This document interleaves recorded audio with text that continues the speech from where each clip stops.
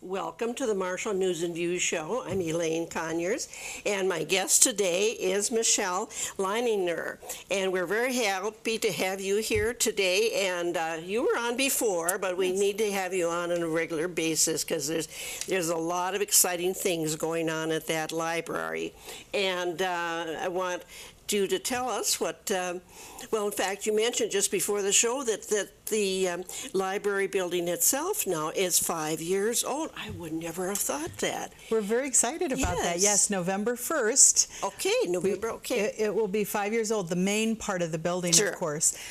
In September, I believe it's September 2nd, then the children's wing will actually be 1 year old. 1 year, okay. So, yes, we actually have two big anniversaries this year.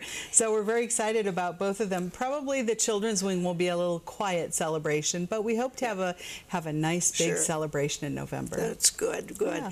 We're so fortunate, I think, to have such a very nice and beautiful and well-stocked library.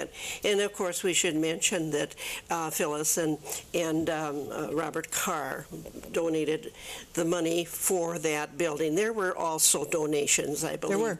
But they were the main donors, and that's so wonderful to see where someone in town, or whatever town they live in, and they show their appreciation for the community by donating like that. They do, and in fact, we also had some very nice donations when Mr. Carr passed away. So we also have some lovely memorial gifts, and so it has really helped make that go from a great place to a really terrific place. Exactly, yes. Exactly. It was great all along, but this has really just put us over the top a little bit. We got to do some extra things with that. Very good.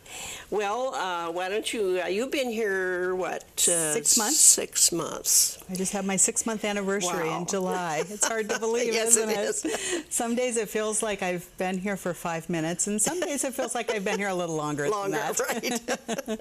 It's a big job, and we're glad that you came and are doing this for us and doing so well. Thank you. So tell us what's been going on at the library and with the system, and what we can look forward to in the future. Well, one of the main things that we worked on this late spring and into the summer, and many of you may have been kind enough to do it, and that was our survey. I talked about that when I first came. Yeah. And so we closed that survey right after the 4th of July, and we had around 500 people take it, which is a great return. Yeah. And we were very pleased to see that, and some information just confirmed what we thought is how the community felt about things. And other things were really quite surprising. One thing I would say that was a little surprising to me is the variety of ways that people responded to how and what and why they read. So many people certainly read fiction, and they read for pleasure. Yeah. But we have a number of nonfiction readers, and they read both for pleasure and for, of course, information. Sure. And that's backed up actually by a national survey that was done a few years ago that talks about that a lot of people still read, but when we narrow our view by defining reading as reading popular materials or just reading for fun, that shrinks that definition. But in fact, a lot of us read for work, for personal gains, for learning, whether it's education or lifelong learning. So we have to take into account everybody, right, who uses our collection to, whether it's for entertainment or information or to maybe even get a promotion or self-learning. Yeah. Yeah. So that was nice to see that this community is the same as I was seeing nationally in those numbers. Good, good. The other piece that was interesting to me, and I wasn't surprised, but other staff folks were a little surprised, and that is that more than half of the people who took the survey actually are online more than once a day. So they're online quite frequently. Yes, yeah. Most people actually are are getting online at home or at work, sometimes at school, and a number of them are using a desktop or a laptop. Okay. But out of that percent, the second highest ranking of what they used to get online were people with their smartphones. Oh. So it was good to see that that is, again, another piece that we need to pay attention to, because that will grow. Yes. And we know that that's anecdotally what we've been seeing in the library. Okay. So, for example, in 2015, we just did our annual report. Yes. I came to City Council and gave you a copy of that. Yes. And I'll just ask the folks at home, if you would like a copy of it, please stop by any of our branches. We would love to give you a copy of that. Good. But one of the things that we saw in the data from 2015 is that we are equally seeing now people who are coming in and using our computers, but an equal number are just coming in to use our Wi-Fi, because they're bringing in their tablets or their smartphones or their laptops. Yes. So as people have more access to those devices, I anticipate maybe even within the next 5 years, maybe a little longer than that, we will probably need to slowly shrink the number of computers we have available for people to use, but we'll have to continue to boost our Wi-Fi, because more and more people will have their own, but they want the Wi-Fi to be able to do what they need to. And that, again, really backs up some of what we were seeing, that people want to be online multiple times a day. Yes. They're using the library either for Wi-Fi to do that or our computers. Yes. And we've also seen slowly over the last 4 months a market increase in people who are using our digital library. So through, I think last time I was here, we were had just launched or getting ready to launch Hoopla, which is streaming of ebooks, audiobooks, comics, movies, and music. That has been very successful, and every month we see an increase in that. And then we have 2 other products available. One's called One Click, which is all audiobooks. And then we go with Plum Creek together, and we purchase something called Overdrive, and that is a combination of ebooks and audiobooks. And in each of those platforms, we are seeing an increase of usage. So I think the survey backs up that people are slowly moving more digitally, and that the library needs to pay attention to our physical users, but we also have to start paying attention to our digital users. Right. Well, you know, some of us don't catch on to all that new technology, I have to tell you that. So I'm glad that we still have regular paper back books that we can turn pages and read. And but like you see, the society is changing. And, do you foresee that, well, I can't imagine this would ever happen, but that we would have less physical books in libraries or on shelves to buy places? I don't know. I think that's a fair question. I think that libraries in particular are grappling with that. Certainly the publishing industry is grappling with it a little bit. My own personal thought about that is I think it will shrink. I don't anticipate that in my lifetime it'll go away. No. I think there will always be a place for paper. I think there will always be a place for physical books and materials, magazines, newspapers, I hope. But I do see how people consume, particularly information. So current events, news, things like that. They're often doing that through TV. And even if they're reading a newspaper, they're reading it online. So where I see it not probably shrinking quite as fast is in the popular materials. I think that those type of books in particular, and that's not to say that it's all going to be fiction, because there has been this market and striking increase in nonfiction publishing on topics that are of great interest to the average reader. So we like to call that either narrative nonfiction or nonfiction that reads like fiction. A really gripping story doesn't matter if it's true or fiction, right? We just like great stories. That's right, yeah. So I even don't see nonfiction going away, maybe particular pockets of it. Yeah. But. Yeah, well, that's interesting. That really, you have really delved into the future, and that's so good because our population is getting more and more, younger people, and the rest are kind of fading away, so to speak. But it's good to hear that there still probably will always be a physical book that you can take and page through and whatever. So, but we have to move with the times. We do, and that's one of the things that the library has to be good at, and I think we are pretty good at that, that we try to reflect the community in which we are. Yes. So public libraries have worked very hard to get to know whichever community they're in this case, Marshall-Lyon County, and not just look at the demographics, but to look beyond just the demographics to how do they take in information, how do they prefer to read. Some people want to take in information online, but when they're doing pleasure reading, they want a physical book. I'm very much like that. So I do both. It depends on what my goal is and what I'm trying to achieve.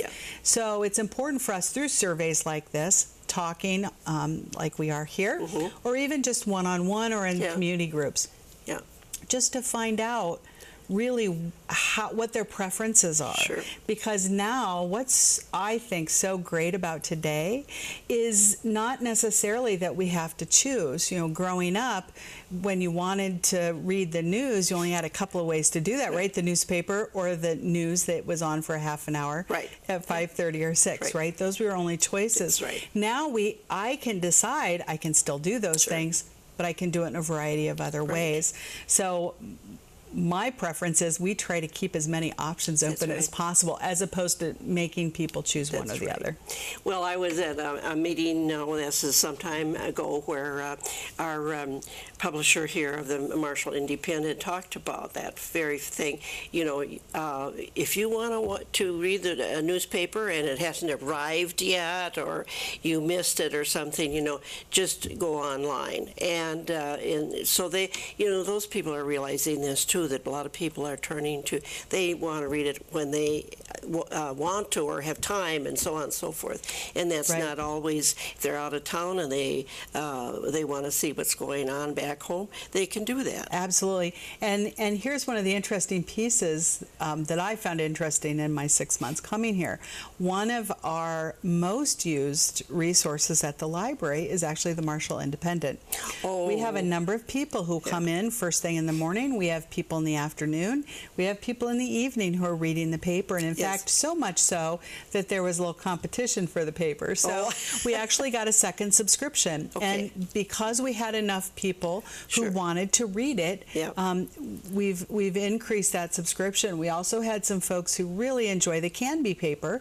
And so we've added that as a subscription. So even though you can get a lot of this information online, particularly local information still is being produced in quality newspapers, and the library certainly wants to continue to support not only those businesses, those publishing businesses, but also provide it in a way that our customers want. And it's obvious that they do want that. That's great. That's great. Well, now you came to our city council and gave a summary of what happened in 2015. And would you tell us some of that? Sure. So in our annual report, it does talk about, I already mentioned that we saw an almost equal number of people who used our computers and our Wi-Fi. Of course, our really big news in 2015 was adding the children's wing.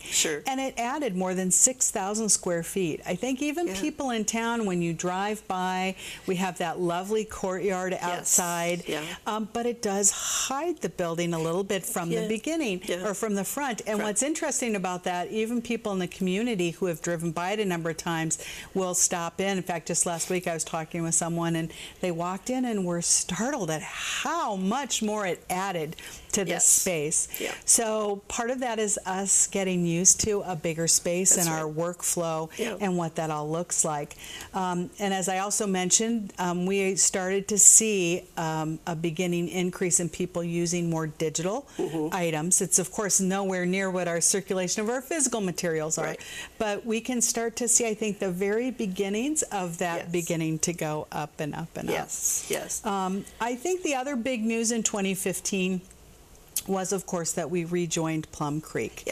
And so that, I think a lot of 2015 was really spent getting that workflow and, frankly, that relationship built back up. I'm pleased to say that we have a very strong relationship with them. And we get great materials and support from the other libraries and from the Plum Creek administration. So those are really the big highlights. And I think that what that has done is it's really positioned us well in a way for this year, which especially this last 6 months of the year, we'll be focused on writing and building a strategic plan for the next 3 years. Okay. So you, your board of directors, how often do they change, or what are their term limits? Sure. So we have a board of 9, and 6 of those represent Marshall. And out of the 6, 1 is an elected official, and that is Craig Schaefer, who sits on the council with you. And then the other 3 represent the county. And again, one of them is an elected official, and that's Steve Ritter, who's commissioner. And those 2, the 2 elected officials, they get reappointed every year, or they may change. The other positions, it's a 3-year position, and it's staggered. So I will have 2, I believe it's 2 that will go off at the end of this year, 1 from the county and 1 from the city. And they can, and then they will, each county and city will reappoint, well, not reappoint, will appoint, because both of them, you're limited to 2 terms, and they've both had their 2 terms. So you can apply again after you've been off for a year, but you have to go off for a year after you've served your 2 full terms.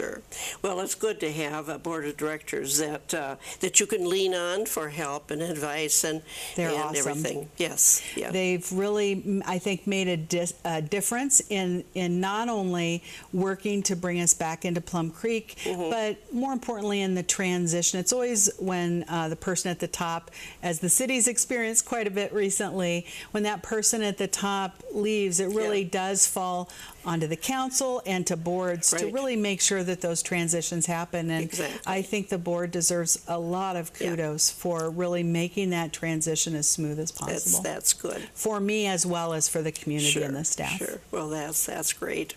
So, well, it's a wonderful organization, and I can tell that you're enjoying it too. I am. I really do enjoy it. It's definitely a calling for me, being a librarian, and I do enjoy it.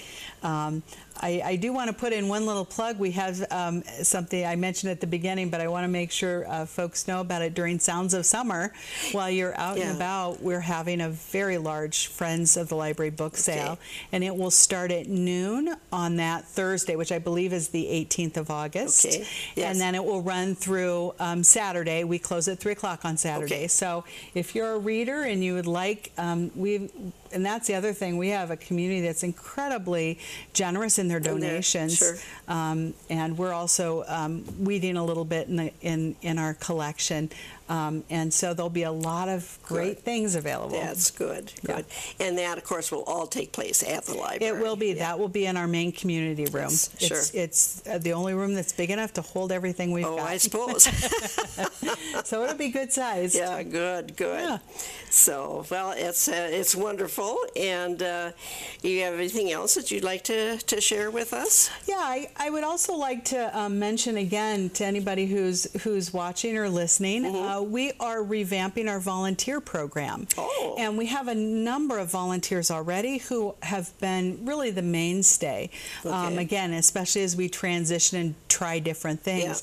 But we're going to have some new opportunities. Right now, we're looking for more shelvers. And we have a number of people in the community who really enjoy that. One of the great things is you get to see everything that comes back, and you'll never want for another reading material again, because there's lots of great things that you'll see. But we're also trying to put together and launch this fall as part of we're launching hopefully this fall reader services called Readers Cafe. And as part of that, one of the components of the service, we would like to start a homebound service program where people who can't get to the library, whether it's temporary, because maybe they've had a knee replacement, my mother had that earlier this summer, or it's long term, it's just more difficult for someone to get out. We would like to start a program like that, but we rely on volunteers who will come to the library, pick up the materials, and be willing to deliver them. Now, how would you determine? Well, the homebound person would request certain books. Is that it? Yes, that's usually how it works. So we will be putting out a call. So if any of you know anybody who's homebound, we would love to hear from you. And of course, we're looking for a few people to help us work out the kinks of the service anyway. So if you are homebound, give us a call anytime and say you'd be interested in this. And then usually that's what happens. Somebody on staff will basically do what we call a reader's interview with you. And we'll find out what kind of books that you really like, not just what type, but what authors. Is there a certain length? Do you like listening, so audiobooks as well as physical books? Do you need large print, or can any type print of book do? So we do a lot of conversation there, and then we will pick some materials, and then we'll ask for feedback. Because we have to do it 2 or 3 times before we get good at picking the books that you might like. And our volunteers, really, it provides a service. Not only we don't have a large enough staff to go out and deliver all the books, but often if you are living alone and you can't get out of your house and you're reliant on caregivers and family to stop by, having somebody else stop by and just chat with you for 20 minutes makes a world of difference. Of course it does, yes. And I think that I've heard from a number of volunteers who have done this at other libraries that have been at. It's very fulfilling for them as well, to get to spend time with these folks. So I think it's really a win-win volunteer opportunity. So yes, that's a big thing that as part of this larger Readers Cafe that we'll be launching. And why did you call it cafe? Well, part of the reason we called it cafe is we have those, if you've been in the library, you see those fabulous booths when you first walk in. So to me, when I walked in and saw them for the first time, I love going to a diner and sitting in a great booth. And it's a great place for conversation. I see people there all the time talking and all sorts of things. And it just reminded me of how great it is to go to a cafe or a diner and have those great, and instead of, milkshakes and hamburgers, you can have a great conversation over books. That's right. That's a good idea. So that's how we came up with that. Because I kind of wondered too when I first saw those booths, but I like that idea, you know, right from the beginning there. I thought, well, wow, this is kind of a neat idea. It is. I think that's one of the best design pieces actually in the building. There's some terrific ones, of course, but to me they're sort of the splash effect, like the fireplace or the large books walking into the children's room, which are great features. But I think the booths are a really nice, quiet design feature, but people really enjoy them. Yeah, that's wonderful. I have to share with you this summer I had a family stop by for a day or a day and a half or something, and they always kind of chide me a bit. Well, whenever we come, you always have to take us on a tour of Marshall. Well, there's always something new, and I do want to do that. And they were very impressed with the library, the whole design of it, and but especially the children's library. And they say, "My gosh, wouldn't this been fun to be in a place like this?" Because it's designed for kids to crawl up into a round hole. It is. And read and stuff like that. And I think what people don't realize is a lot of those features that we have, like the round hole you're talking about, or there's kind of what I call busy fingers, things for them to play with right around there to move things. Those are all actually been studied and proven that they really help with brain development as much as reading does. Wow. So we wanted to make sure that we had all of those opportunities. And a lot of the programming that we try to do really tries to think about what is it at a certain age and stage that a child needs to help with its whether it's its brain development, its reading development, or even its social development. So a lot of the programs that we try to do around that, all the way from story time, summer reading, to help the reading gap in the summer, is all designed to really help not only children but families hit those right marks that they need to. I had no idea that some of those little games would, I never thought about that. That is fantastic. They are. And when we first took tour through there, the children's library, I had to comment to people around me. When I was a kid, libraries closed in the summer. The school libraries were closed. Many do. And it was the only place you could go to a library was, a town that is farther distance from where you lived. And did our parents take us there? No, because they were busy in the field, So you sat at home there, and the only thing we had to read was the Farmer's Journal. And then my dad had a book about Roosevelt. Well, There you go. That's right. Which you probably only want to read once. No, I don't want. It was just what a difference in today's world. Because you also have programs for the children in the summer. We do, and in fact, we do have a couple coming up. I'll quickly tell you one of my favorite that's coming up on August 25th at 6:30. We're doing something called Pajama Story Time. And sleepover. So they can bring a stuffed animal or doll, and they'll listen to story times starting at 6:30, and then it should be over 7:30. But they'll leave their stuffed animals to stay overnight and pick them up the next day. And the staff will go around and show what the stuffed animals and dolls do while they're overnight at the library. So yes, that's coming up on August 25th. So I hope we'll get some. Yeah, I've seen some of the past pictures, and they're pretty good. When you first started telling that, I thought, well, you're going to keep the kids overnight. No, we do. We actually do that for the teens at the end of June. Oh, do you? We do a teen lock-in. They get to stay overnight, and we had I want to say we had around a dozen this year. Okay. Yeah, it's one of the big, and we have a lot of kids who really enjoy that. Well, good. Yeah, sure. It's always fun to sleep over at somebody's house. It is, and it's even better at the library if you like to read. Right. That's for sure. Yeah. So anyway, and then you've done some adult programming too in the evenings, which I think are just fantastic. We do. We have, in fact, this fall we will be starting our World War I programs up again, which we've done every year. Yeah. This is one of the final years of its anniversary. And then the other thing that we just started was there was interest in an adult Dungeons and Dragons gaming group. Oh, really? There was. And so the next time that they will meet is, I believe, September 7th at 6 p.m. Okay. So anybody who likes D&D out there, stop by, be part of the group. We have a nice core group, and they're really excited. Good. Yeah. So all of those things, and then your hours. You are open until, is it 7? Until 7:30, 9:30 to 7:30 in Marshall at the Marshall Building, and then Saturdays 10 to 3. And I'm pleased to say a lot of people say, well, you must not be busy in the summer. We actually are kicking people out at 3, and our 3 busiest months are June, July, and August. Really? Yes. Yeah. Now, you're not open Sundays. We're not right now, no.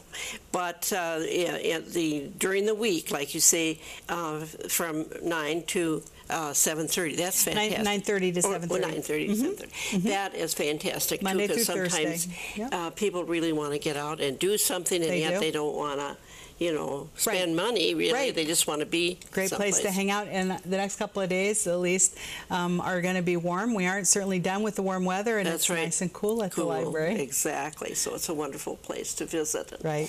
And like you say, you have all these things, not just the books, but the computers. Every time I go in there, that area is full. It is. It is full. And then, of course, our comfortable seating. Yes. So between the cool air, comfortable seating, and something to read, for some of us, That's all That's you need. all you need, that's for sure. Well, you have done a fantastic job in your 6 months here, and Thank I know you. you'll continue to really build on this. And we so appreciate having that kind of a facility in town and such good leadership. We're very lucky. And we certainly are going to have you back, and you'll have more information for us I and will. more stories to tell. I I'm sure. will. Great. So thank you again, Thank you. and we'll see you again soon. Thank you for having me.